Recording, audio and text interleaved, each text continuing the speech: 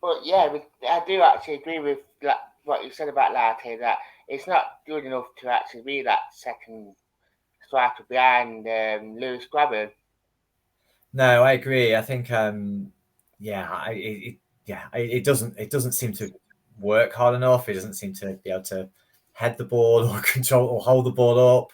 And I don't know if it's a confidence thing, but the last time I saw him play at the City Ground, he was also in making the wrong runs, or he seemed to be in the wrong positions as well. It seems really odd. I'm not quite sure. Just not quite sure what's going on with him. And then obviously, he did set up a great goal for Cafu at Swansea. Um, I don't know how he beat two players down the wing. They seemed to run into each other, I think. But he did, and he put a good cross in. So I guess fair play to that. But I think we've just seen enough to come to the conclusion that we need more. We need somebody that does more, don't we? And I think you know, yeah, we just need somebody that does more and that does it regularly. I think Lewis has stepped up his form, hasn't he? With goals, with penalties, with nicely taken penalty on Saturday. Yeah, Keeper went the right way, but he had it tucked right in the corner. He tends not to go right in the corner, doesn't he? He tends to sort of be quite midway across the goal. And his play for Brennan's goal was fantastic down the wing. It's from Joe's free kick, wasn't it, to Lewis, and he ran, he held it up because he knew he needed um, midfielders to catch up with play, and beat two men and put a lovely cross in. So yeah, we need people that can do more of that and score, yeah, preferably. that's all Um, good. yeah, my brother was quite a fan of gosh, I can't remember his name. The guy we got from West Ham, who was a winger kind Oh, of striker. Silver. Silver, yeah, yeah. So I missed the.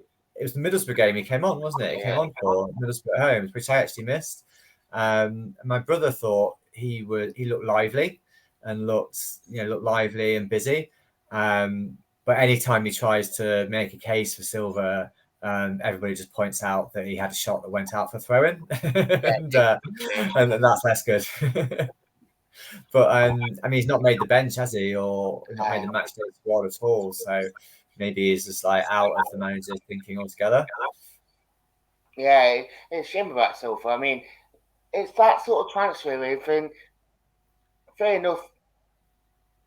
I felt sorry for him at all. Obviously, Urchin didn't last that much longer when we did sign Yeah, him. But then you do question: is it a proper was it a Hooton signing or was it Murphy's? I mean, it's just a shame that it didn't work out for him. yeah, absolutely. And obviously, not all signings come off today especially when you make a number. But I think the ones made by Dane Murphy, look at Max Lowe and Jed Spence, and got Garner back and Zinkernagel in. Pretty good so far.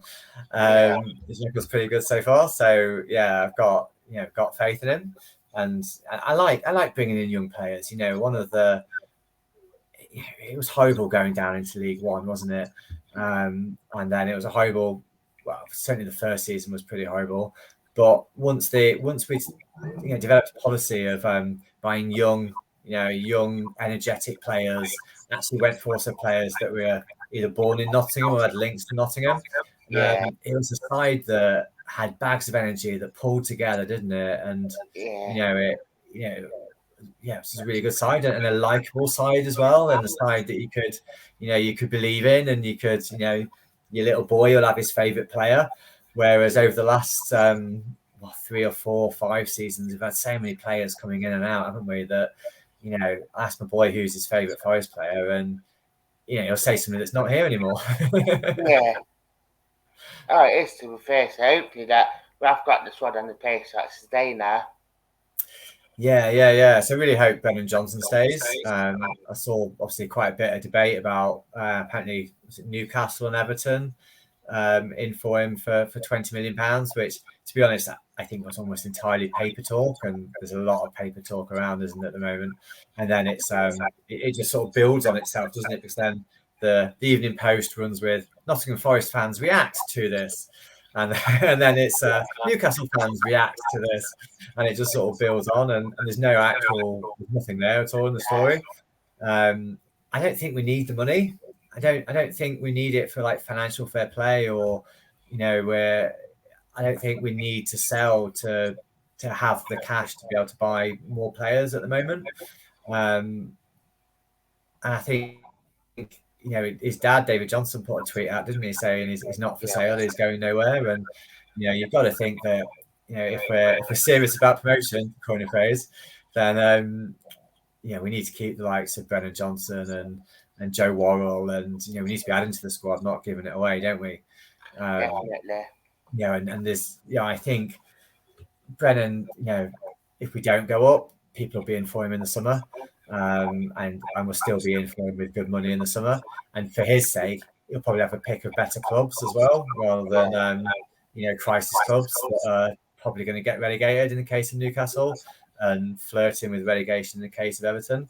From his career point of view, if he hangs, if he stays at Forest, continues to put in performances, continues to score goals, create assists, and develop as well, then somebody better than those clubs are going to come in for him.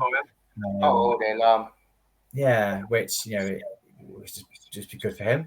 So yeah, I think really important that we keep Brennan. If we can keep Jed Spence, I think really important. Zinkernagel looks like it doesn't look like there's a problem with Zinkernagel leaving, so I think that's good. And Joe Garner, I think as well, is he's definitely here for the duration, isn't he?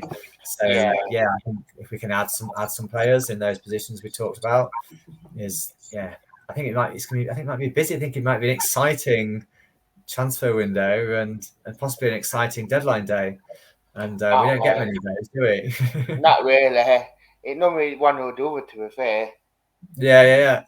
I think my favourite one was when we signed Billy Sharp. When I think he was on the coach on the way to Southampton or something, wasn't he? With wherever he was at the time, and got off the coach halfway there to come up and sign for Forest. And yeah, I thought that was the one that was gonna get us promotion when we signed Billy Sharp. Yeah, yeah, definitely. What would be your scoreline for Boxing Day for Middlesbrough? I think it's an interesting one because I think I can't quite work out how the two teams will play. Because, like I say, Middlesbrough, one game they seem to sit back and soak it up and hit teams on the break, and other games, like against Bournemouth, they're dominating it. I think we'll be perhaps a bit less attacking and we'll try and look to be a bit more clinical. I think we're in a bit of a funny position as well, where sometimes we don't create, like, I thought we played really well in the first half on Saturday, but we didn't have any shots on target, which is a bit weird. We didn't test the keeper, and we need to test the keeper more. So I think it might be quite tight, and it might be one goal in it. So I'm going to go 1-0 Forest. Oh, nice. So I'd like to say thank you very much for coming on. No worries at all. Thanks for having me. Always a pleasure.